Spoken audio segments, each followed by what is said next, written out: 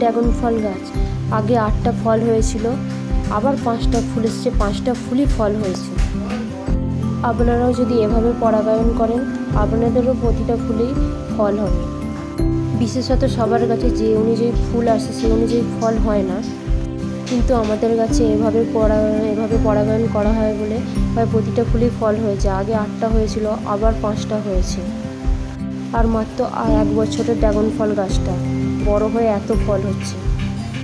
একটু সঠিকভাবে যদি পরিচর্যা করতে পারেন, আপনাদের সবার কাছে এই এত ফুল ফল হবে।